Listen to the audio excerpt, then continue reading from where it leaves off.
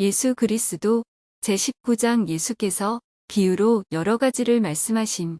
우리가 지금까지 다루어온 그리스도의 성역의 시대를 통하여 주님의 명성은 말씀하신 권능과 행하신 많은 업적 때문에 계속 널리 퍼졌다. 그의 명성은 가는 곳마다 많은 무리가 그를 따를 정도로 높아져 갔다.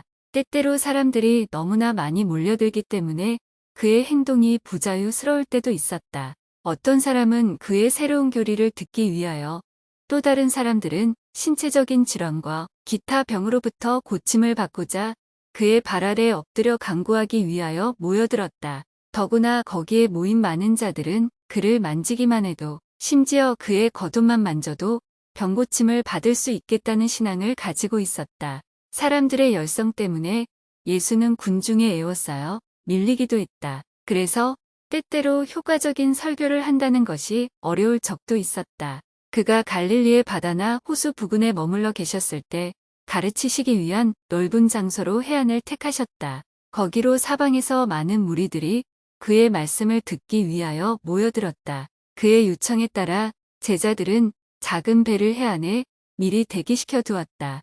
육지에서 조금 떨어진 배 위에 앉아 사람들을 가르치시는 것은 그가 자주 행하신 방법이었다. 그의 성역의 초기에 그가 택한 어부에게 그물을 버리고 그를 따르라고 하셨을 때도 그는 이렇게 행하셨다. 그러한 경우 그는 특별한 교수 방법을 사용하셨는데 이것은 그 이전에는 그의 가르침의 특징이 아니었다. 그 방법은 비유, 즉 그의 교리를 설명하기 위한 단순한 이야기를 하는 것이었다. 이 비유 중에 몇몇을 그 비유가 주어진 순서에 구애됨이 없이 우리에게 가장 편리하고 우리가 가장 잘 알고 있는 순서에 따라 간략하게 살펴보기로 한다. 씨 뿌리는 자가 뿌리러 나가서 뿌릴 때 맨 먼저 다루고자 하는 비유는 씨 뿌리는 자의 비유이다. 이것은 일반적으로 주님의 비유 중 훌륭한 형태의 것이며 특히 대단히 실질적인 가치가 있는 것인데 이는 예수께서 이것에 대해 자세한 설명을 하셨기 때문이다. 이 이야기는 다음과 같다. 씨를 뿌리는 자가 뿌리러 나가서 뿌릴 새 덜어는 길가에 떨어짐에 새들이 와서 먹어버렸고 덜어는 흙이 얇은 돌밭에 떨어짐에 흙이 깊지 아니하므로 곧 싹이 나오나 해가 돋은 후에 타져서 뿌리가 없으므로 말랐고 덜어는 가시떨기 위에 떨어짐에 가시가 자라서 기운을 막았고 덜어는 좋은 땅에 떨어짐에 혹 100대, 혹 60대, 혹 30대의 결실을 하였느니라. 귀 있는 자는 들으라 하시니라. 주님의 초기 교회 설명 방법에서 벗어난 이 새로운 교수 방법은 가장 충실한 제자까지도 기이하게 여기게 했다. 또 예수께서 홀로 계실 때 12제자와 그와 함께 한 자들이 그에게로 와서 왜 이러한 방법으로 사람들에게 말씀하시며 이 특별한 비유의 뜻이 무엇인지 물었다. 첫째 질문에 대한 주님의 대답은 잠시 후에 생각해 보기로 한다. 둘째 질문에 대해서 주님은 이렇게 질문하셨다. 너희가 이 비유를 알지 못할진대 어떻게 모든 비유를 알겠느뇨 이와 같이 해서 그는 그의 첫 비유의 단순성과 더불어 특이성과 기본적인 점을 지적하셨다. 동시에 그의 가르침에서 다른 비유가 뒤따를 것임을 암시하셨다. 그리고 나서 다음과 같이 설명하셨다. 그런 즉시 뿌리는 비유를 들으라. 아무나 천국 말씀을 듣고 깨닫지 못할 때는 악한 자가 와서 그 마음에 뿌리운 것을 빼앗나니 이는 곧 길가에 뿌리운 자요 돌밭에 뿌리었다는 것은 말씀을 듣고 즉시 기쁨으로 받되 그 속에 뿌리가 없어 잠시 견디다가 말씀을 인하여 환난이나 핍박이 일어나는 때에는 곧 넘어지는 자요. 가시떨기에 뿌리었다는 것은 말씀을 들으나 세상의 염려와 재리의 유혹에 말씀이 막혀 결실치 못하는 자요. 좋은 땅에 뿌리었다는 것은 말씀을 듣고 깨닫는 자니 결실하여 혹 100대, 혹 60대, 혹 30배가 되느니라 하시더라. 이 이상 더 설명을 한다는 것은 불필요한 일인 것 같다. 그러나 이 속에 포함되어 있는 교훈을 개인에게 적용시키기 위한 제안은 필요할 것이다. 이 비유의 특징은 준비된 토양과 준비되지 않은 토양에 관한 것임을 관찰한다. 씨앗은 그것이 좋은 땅에 떨어지든 나쁜 땅에 떨어지든 옥토에 떨어지든 돌밭이나 엉겅퀴 속에 떨어지든 동일한 것이었다. 지금도 여러 나라에서는 원시적인 방법으로 씨를 뿌리고 있다. 즉 씨 뿌리는 자는 손에 씨앗을 한 움큼 쥐고 공중에 흩어버린다. 이와 같이 하여 씨앗을 멀리까지 퍼뜨릴 수 있는 것이다. 갈릴리의 벌판을 통해서 뻗어 있는 길은 사람들과 짐승들의 발에 밟혀 단단하게 굳어 있다. 서로 그러한 길바닥에 씨앗이 떨어진다 해도 자랄 수 없는데 이는 뿌리도 내리지 못하고 덮여지지도 않아 새들이 와서 먹어버릴 것이고 또 어떤 씨앗은 짓눌려서 뭉개지거나 발에 짓밟힐 것이다. 이와 같이 진리의 씨앗이 강팍해진 마음에 떨어지면 흔히 이것은 뿌리를 내리지 못하는데 이는 약탈을 일삼는 까마귀와 같은 사탄이 훔쳐가 버려서 밟혀 다져진 땅에 겨우 한 틈을 찾아 뿌리를 내려 자랄 기회조차도 갖지 못하게끔 하기 때문이다. 흙이 거의 없는 돌밭에 떨어진 씨앗은 잠시 동안 뿌리도 내리고 제법 무성하게 자라지만 땅 밑에 큰 바위가 깔려 있어서 뿌리가 점점 내림에 따라 곧 도저히 뚫고 들어갈 수 없는 지층을 만나게 되고 거기에는 땅이 깊지 못하고 충분한 영양분과 수분이 없어 그 식물은 시들어 죽어버릴 것이다. 이와 같이 일시적으로 열심히 믿으려 하나 그것은 피상적이어서 그의 열심은 방해나 반대에 부딪히면 곧 시들어 버리는 자들이 있다. 이들은 일시적으로 열심히 나타내 보이나 핍박이 일어날 때에는 실족하게 되고 견디지 못하게 된다. 가시떨기와 엉겅퀴가 무성한 곳에 떨어진 씨앗은 그것들이 자람을 막기 때문에 곧 결실치 못한다. 이와 같이 부와 쾌락의 유혹에 젖어 있는 인간은 복음의 산 씨앗을 받아들이나 좋은 결실을 맺지 못하고 대신 해독을 끼치는 잡초 덩굴만 만들어 낼 것이다. 가시가 있는 엉겅퀴가 풍부하게 생산된다는 것은 만약 이러한 잡초만 제거한다면 좋은 수확을 거둘 수 있는 훌륭한 토양이 된다는 것을 뜻한다. 잡초도 없고 잘 갈아놓은 깊고 훌륭한 땅에 뿌려진 씨는 뿌리를 뻗고 잘 자랄 것이며 햇볕이 이것을 말라 죽게 하지 못할 것이며 오히려 무성하게 하며 토양의 비옥도에 따라 훌륭한 수확을 거둬들이게 될 것이다.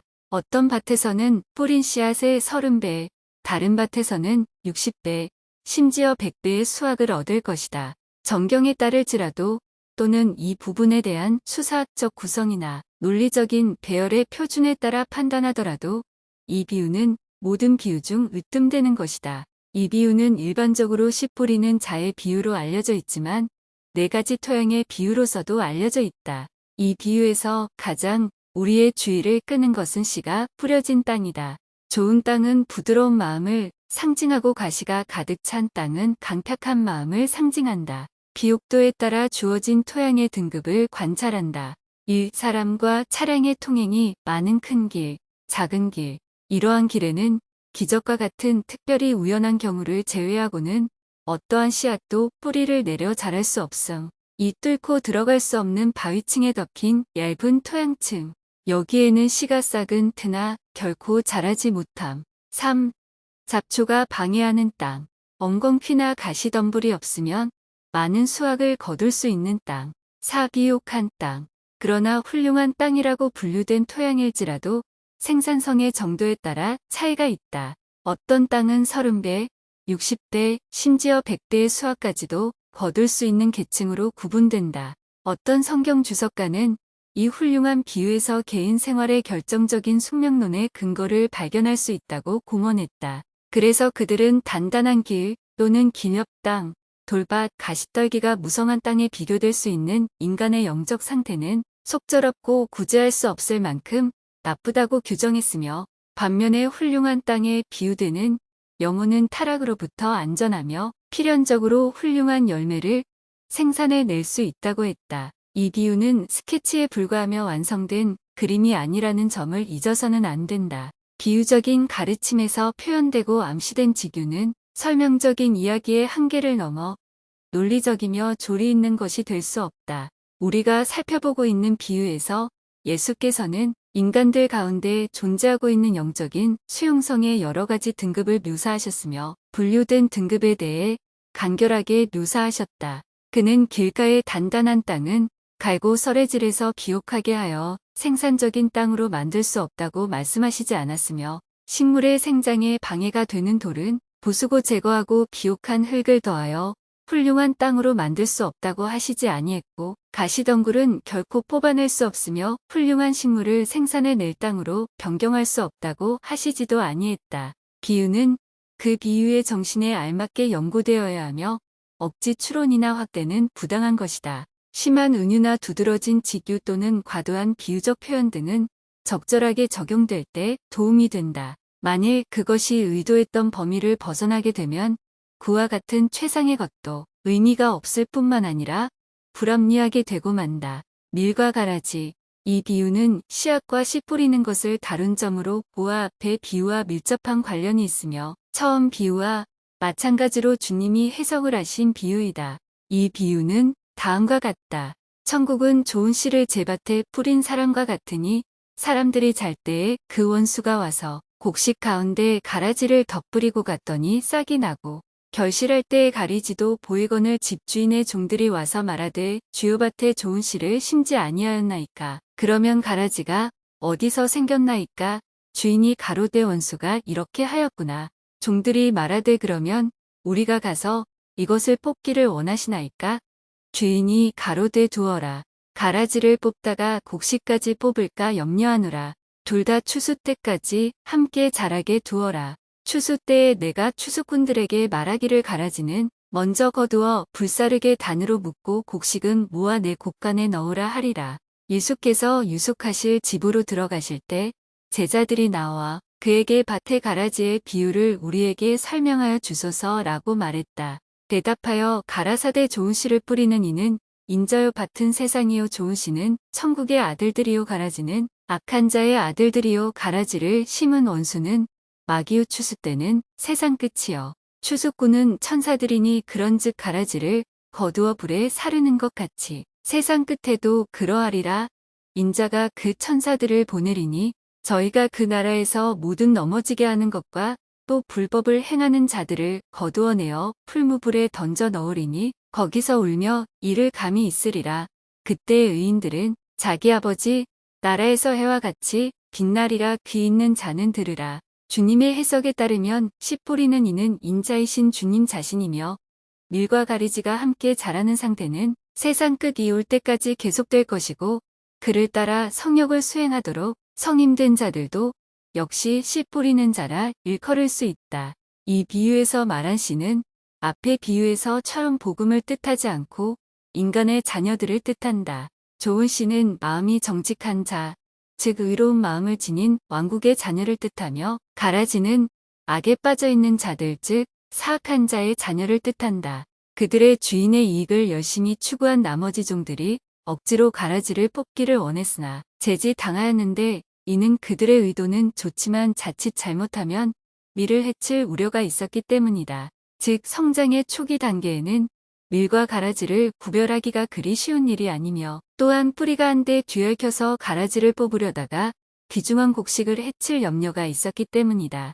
이 비유의 중요한 교훈은 현재와 미래의 실제적인 상태를 나타내는 것은 별 문제로 하고 인내와 오래 참음과 관용 즉 하나님의 속성이며 모든 인간이 길러야 할 성품에 관한 것이다. 이 비유에서 언급된 가라지는 일종의 해로운 잡초이며 특히 초기에는 곡식과 구별하기가 어렵다. 이미 뿌려진 곡식 위에 잡초씨를 덧뿌리는 것은 오늘날에도 잘 알려진 악랄한 수법의 하나이다. 곡식은 주님의 곡간에 저장될 것이며 가라지는 분리하여 다시 살지 못하도록 불사르게 될 때가 올 것이라고 주님이 너무나 명백히 설명하셨다. 이 비유에 함축되어 있는 교훈은 매우 중요하고 여기에 표함되어 있는 예언이 문자 그대로 성취될 것은 너무나 확실하기 때문에 주님은 이 시대의 계시를 통하여 보다 상세히 설명하셨다. 말세에 있어서 이 비유의 적용은 직접적이고 절박하다. 예수 그리스도께서는 1832년 선지자 조셉 스미스를 통하여 다음과 같이 말씀하셨다. 그러나 보라 마지막 날 곧 지금 주께서 바야흐로 말씀을 세상에 보내려 하시는 차제에 싹이 나서 아직 부드러운 이때에 보라. 진실로 내가 너희에게 이르노니 천사들은 밭에 가서 거두어 들을 준비가 되어 보내주기를 밤낮으로 부르짖으며 기다리고 있느니라. 그러나 주께서 저들에게 이르시기를 아직 잎이 부드러우니 진실로 너희 신앙이 미약함이니 가라지를 뽑아내지 말라. 너희가 밀까지도 상할까 하노라. 그러므로 밀과 가라지가 완전히 익어 추수할 때가 되기까지 함께 자라게 하라. 그때 너희가 가라지 가운데서 밀을 먼저 골라 거두어 드리고 밀을 거둔 다음에 가라지는 다발로 묶으며 밭은 불살라 버리리라. 은연중에 자라나는 씨. 마태는 가라지의 비유를 씨 뿌리는 자의 비유 바로 다음에 기록하고 있으며 마가의 기록에도 그와 같은 순서로 되어 있다. 이 기록은 개어 형식으로 되어 있어서 비판적인 해설가라면 이것을 전형적인 비유라기보다는 오히려 단순한 유추로 분류할 것이다. 다음 기록을 읽어 보기로 한다. 또 가라사대 하나님의 나라는 사람이 씨를 땅에 뿌린과 같으니 저가 밤낮 자고 깨고 하는 중에 씨가 나서 자라되 그 어떻게 된 것을 알지 못하느니라. 땅이 스스로 열매를 맺되 처음에는 싹이요 다음에는 이삭이요 그 다음에는 이삭의 충실한 곡식이라 열매가 익으면 곧 낫을 대나니 이는 추수 때가 이르렀음이니라. 제자들이 이 비유나 후에 나오는 비유에 대한 해석을 요청하지도 않았고 주님도 해석하지 않으셨다. 이 비유에서 우리는 이 씨의 성장 과정의 비밀은 하나님 이외의 모든 사람들에게 신비이기는 하지만 진리의 씨의 생명력에 대해서 효과적으로 설명되어 있음을 발견한다. 씨를 뿌린 자는 그 씨앗을 혼자 내버려 두어야 한다. 그는 물론 밭을 가꾸고 잡초를 제거하고 최선을 다해서 식물을 돌보아야 하나 성장 그 자체는 그의 힘이 미치지 않는 궁극적인 힘에 의존해야 한다. 바울은 심었고 아볼로는 물을 주었으되 하나님 이외에는 아무도 자라나게 할 수 없었다. 씨를 뿌린 자는 다른 일을 돌보게 된다. 왜냐하면 밭은 그의 계속적이고 일성적인 관심을 요구하지 않기 때문이다. 그러나 태양과 비와 바람과 이슬 따위의 자연력에 의해 잎이 나고 이삭이 패서 때가 이르면 완전한 곡식이 열릴 것이다. 그 곡식이 익었을 때 인간은 즐겁게 그의 수확을 거두어 들일 것이다. 이 비유에서 씨 뿌리는 자는 하나님의 말씀을 전하도록 인정받은 자이다. 그는 복음의 씨를 인간의 마음속에 심을 것이다. 그 결과가 어떻게 될지 그는 알 수 없다. 그는 다른 곳에서 비슷한 일이나 다른 일을 반복하기 위해서 또는 다른 분야에서 그에게 맡겨진 임무에 종사하기 위해 씨 뿌린 결과를 하나님께 맡기고 신앙과 소망을 갖고 떠난다. 그의 노력을 통해 개종한 영혼을 수확하게 될 때 그는 풍요로워지고 즐거워하게 된다. 이 비유는 많은 무리보다 오히려 사도와 신앙이 깊은 제자들을 가르치기 위한 것이다. 이 교훈은 교사들과 주님의 밭에서 일하는 일꾼들과 씨 뿌리는 자와 추수꾼으로 택한 자들을 위한 것이다. 이것은 처음에 주어진 비유와 마찬가지로 오늘날에도 적용되는 영원한 가치에 관한 것이다. 씨 뿌리는 자가 곧 다른 밭 즉 다른 의무로 부름을 받을지라도 즐거운 추수를 할 때 그의 보상을 받게 될 것이다. 겨자씨.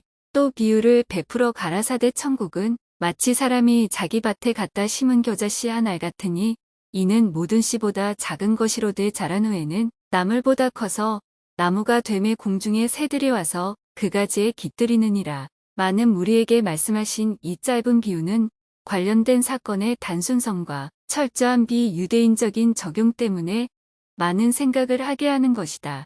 그 시대의 교사들에게 가르쳐진 바로는 왕국은 처음부터 위대하고 영광스러우며 왕이신 메시아를 선두로 하여 나팔소리와 군대의 구둣발 소리에 의해서 안내되어야 한다. 그러나 이 새로운 교사는 이것이 너무나 작은 시작이기 때문에 겨자씨에 비유하여 이야기하였다. 그는 보다 효과적으로 설명하기 위해 그 씨앗은 모든 씨보다 작은 것이라고 설명했다. 이 과장된 표현은 상징적인 의미에서 한 것이다. 왜냐하면 정원의 식물과 운영과 양귀비 속의 식물 가운데서도 겨자씨보다 더 작은 씨가 많기 때문이다. 그러나 이러한 식물들은 다 자라더라도 키가 매우 작지만 잘 가꾸어진 겨자나무는 보통 향료식품 가운데서 가장 키가 큰 나무의 하나이다. 이 작은 씨에 비해서 이 나무의 키는 너무나 큰 대조를 이룬다. 더욱이나 겨자씨만큼 작다라는 표현은 그 당시 유대인이 일상 사용했던 말인 것 같다. 예수께서 하신 다음 말씀에서 이 비교는 일반적으로 유대인이 사용했다는 증거가 된다. 너희가 만일 믿음이 한 겨자씨만큼만 있으면 너희가 못할 것이 없으리라. 겨자나무는 북쪽 지방보다 팔레스타인에서 더 크게 자란다는 것을 알아야 한다. 비유의 교훈은 알기 쉽다. 씨는 살아있는 실제물이다. 올바르게 심으면 이것은 땅과 대기 중에서 자양분을 흡수하여 자란다. 나무가 자라면 새들이 와서 그 나무에 깃들기도 하고 먹이를 얻기도 한다. 진리의 씨앗도 이와 같이 진리를 구하는 자들에게 영적인 양식과 안식처를 줄 수 있을 만큼 자랄 수 있는 생명과 힘과 능력을 지니고 있다. 위의 두 가지 개념에서 성장한 나무는 풍부한 씨를 생산해낼 것이며 한 알의 씨로부터 온 밭이 덮여질 것이다. 누룩. 또 비유로 말씀하시되 천국은 마치 여자가 가루 서말 속에 갖다 넣어 전부 부풀게 한 누룩과 같으니라. 이 비유와 앞에 나온 비유 사이의 유사점과 차이점은 쉽게 알 수 있다. 타고난 생명력과 성장 능력에서 하나님의 왕국의 특징이 너무나 본질적으로 잘 설명되어 있다. 겨자씨는 외부로부터 자양분을 흡수해서 자라나나 누룩이나 효모는 눅눅한 밀가루 반죽 속에서 그 세력을 밖으로 발산한다. 이러한 과정들은 진리의 영이 작용하는 수단을 나타낸다. 누룩은 겨자씨나 다름없이 생명력이 있는 유기체이다. 미생물인 효모는 반죽 안에서 번식하여 퍼져나간다. 이 무수한 세포는 반죽 속으로 퍼져나간다. 발효된 빵 조각들은 이와 같이 준비된 다른 빵에도 영향을 미친다. 발효 즉 빵을 부풀게 만드는 과정은 느려서 뿌려진 씨가 씨 뿌린 자의 관심이나 돌봄이 없이 자라는 것과 마찬가지로 조용하고 알지 못하는 사이에 자란다. 감추인 보화. 천국은 마치 밭에 감추인 보화와 같으니 사람이 이를 발견한 후 숨겨두고 기뻐하여 돌아가서 자기의 소유를 다 팔아 그 밭을 쌓느니라. 비유와 다음의 두 비유는 오직 마태복음에만 기록되어 있다. 이 비유가 제자들에게 주어진 장소에 대하여 그는 기록하였는데 무리들이 떠나고 난 후 집안에서 제자들에게만 주어진 것으로 되어 있다. 귀중한 물건을 찾는 것은 언제나 흥미진진한 일이다. 묻힌 귀중품을 찾아내는 예는 그 당시에 흔히 있었던 일이었다. 보물을 감추는 관습은 일반적인 일이며 이러한 보화들은 도적의 침입이나 적의 침입으로 인하여 드러나게 되기 때문이다. 그 사람은 운이 좋아서 감추인 보화를 찾아냈다. 그가 이것을 찾은 것은 이것을 찾기 위한 꾸준한 노력의 결과가 아니라 우연히 찾게 된 것이다. 그는 기뻐서 그가 가진 소유를 다 팔아 그 밭을 샀다. 감추인 보화는 하나님의 왕국이다. 누구든지 그것을 발견했을 때 그는 그가 가진 모든 것을 버리고 그것을 소유할 각오가 되어 있어야 한다. 그렇게 함으로써 그는 그것을 소유할 수 있을 것이다. 새로운 물건을 얻게 되었을 때 그의 기쁨은 클 것이다. 그리고 그가 합당한 소유자가 될 때 그 보물을 영원히 갖게 된다. 궤변가들은 이 비유에서 인간의 행동 지침에 관한 타당성 문제를 제기하였다. 그것은 그 보화의 온당한 소유자인 그 밭의 주인으로부터 그가 보화를 발견했다는 사실을 숨겼다는 것이다. 윤리상의 문제에 있어 그들의 주장이 어쨌든 간에 그의 행동은 불법이 아니었다. 왜냐하면 유대인의 율법에는 토지의 매입자는 그 땅에 포함되어 있는 모든 것의 정당한 소유자가 된다는 규정이 있기 때문이다. 확실히 예수께서는 부정한 방법을 제시하지는 아니하신다. 그 이야기가 모든 면에서 타당성이 있는 것이 아니라면 비유로서 효과를 잃게 될 것이다. 주님은 이 비유로서 왕국의 보화가 일단 발견되면 발견자는 그 소유권을 획득하기 위하여 필요한 어떠한 희생도 두려워해서는 안 된다고 가르치셨다. 값진 진주. 또 천국은 마치 좋은 진주를 구하는 장사와 같으니 극히 값진 진주 하나를 만남에 가서 자기의 소유를 다 팔아 그 진주를 샀느니라.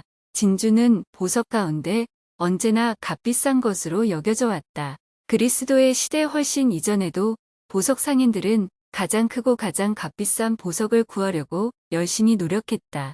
앞에 비유에서 나온 사람, 즉 별다른 노력이나 구함도 없었으나 우연히 감추인 보화를 발견했던 자와는 달리 이 비유에 나온 사람은 좋은 진주를 구하기 위하여 그의 온 정력을 쏟았는데 훌륭한 진주를 구하는 것이 그의 사업이었다. 결국 다른 것보다 뛰어난 진주를 보았을 때 값이 비싼 것이었지만 그는 자기가 소유하고 있는 모든 보물을 기꺼이 다 팔았다. 정말 그는 자기 소유 즉 보화와 다른 재산을 다 팔아 값진 진주를 샀다. 진리를 구하는 모든 자들이 훌륭하고 바람직한 많은 것을 얻을 수 있겠지만 가장 위대한 진리, 곧 그들을 구원할 수 있는 진리를 발견하지 못할 것이다. 그러나 만일 그들이 올바른 목적을 가지고 꾸준히 구하며 모조품이 아닌 진짜 진주를 구하는데 열성을 다한다면 그들은 그것을 구할 수 있을 것이다. 하늘 왕국의 진리를 구하는 자들은 값진 보화를 소유하기 위해서 그들이 소중히 여기는 전통과 그들의 완전하지 못한 철학과 거짓되어 일컫는 지식을 버려야 한다.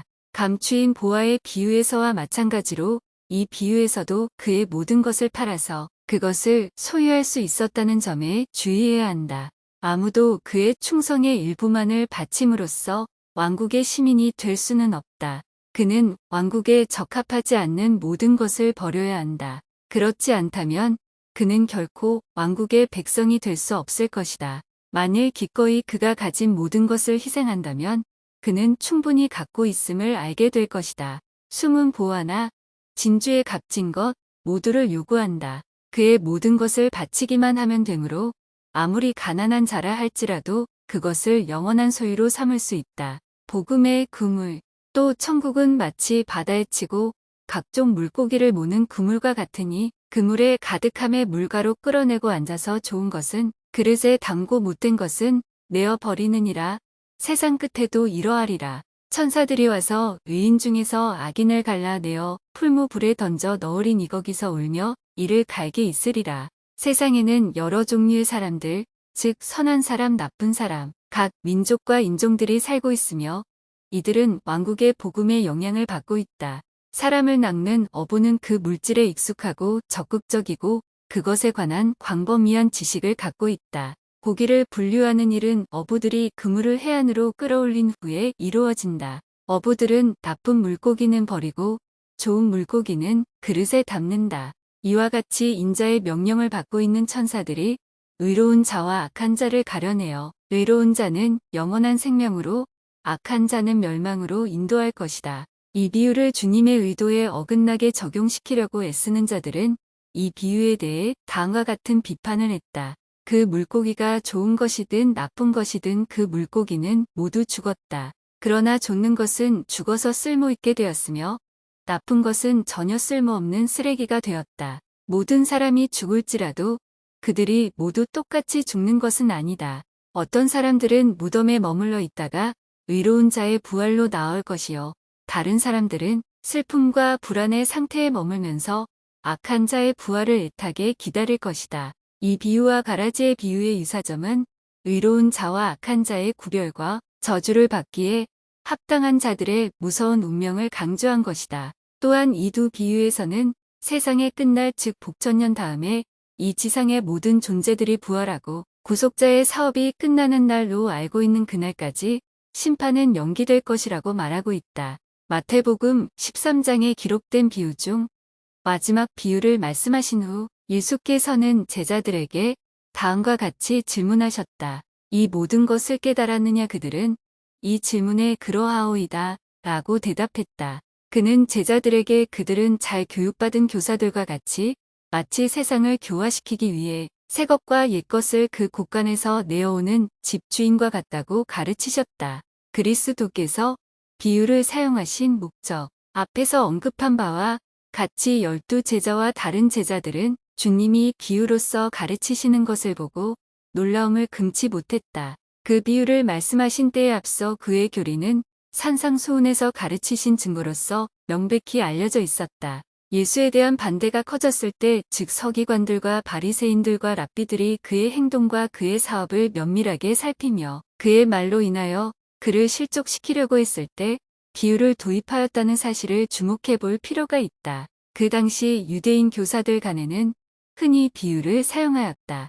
예수께서 가르치실 때 이와 같은 방법을 채택한 것은 그 시대의 관습을 따른 것이다. 그러나 주님이 말씀하신 비유와 그 시대의 학자들이 사용한 비유와는 현격한 차이가 있었다. 주를 따르며 그가 왜 직설법을 사용하지 않고 비유법을 사용하느냐고 질문하는 택함받은 충실한 제자들에게 그는 이렇게 대답하셨다. 복음의 보다 깊은 진리, 즉 천국의 비밀을 받아들이고 이해하는 것은 그들의 특권이며 이것을 받아들이지 못하고 받아들일 준비가 되어 있지 않은 일반 사람들은 그와 같은 완전한 이해는 불가능하다고 하셨다. 그리스도의 복음의 첫째 되는 원리를 기꺼이 받아들인 제자들에게는 더 많은 것이 주어질 것이나 주어진 은혜를 거절한 자들은 그들이 이미 가지고 있는 것도 빼앗길 것이다.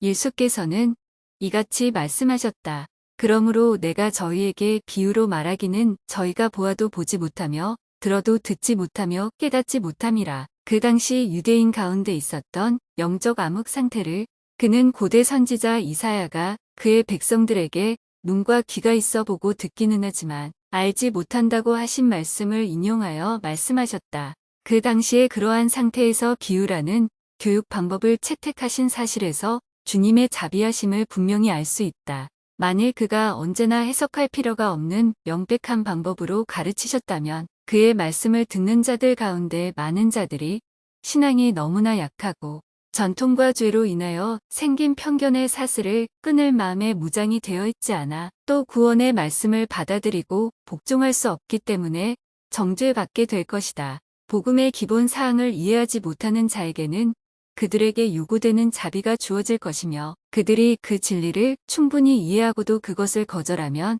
엄한 공의가 그들을 정죄할 것이다. 비유가 가르치는 교훈은 연구와 기도와 탐구를 통하여 이해할 수 있게 될 것이다. 이것은 주님의 훈계에서 다음과 같이 암시되어 있다. 귀 있는 자는 들으라. 주님은 더 열심히 탐구하는 자들에게 이렇게 말씀하셨다. 너희가 무엇을 듣는가? 스스로 삼가라. 너희의 헤아리는 그 헤아림으로 너희가 헤아림을 받을 것이요. 또 더 받으리니 있는 자는 받을 것이요 없는 자는 그 있는 것까지 빼앗기리라. 두 사람이 같은 말씀을 들으나 그들 중 하나는 게으르고 무관심하여 듣고 나서는 무시해 버리거나 잊어버리지만 그 말씀이 전하는 것을 하나도 빠뜨리지 않고 배우겠다는 적극적인 태도로 들은 부지런한 자는 명령받은 대로 즉시 행한다. 한 사람은 현명하나 또 한 사람은 어리석으며 한 사람은 영원한 이익을 얻게 되나 한 사람은 영원한 정죄를 받게 된다. 비유를 듣는 자들의 능력에 따른 진리의 말씀에 대한 자비스러운 적용에 또 하나의 예는 심리적인 측면에서 찾아볼 수 있다.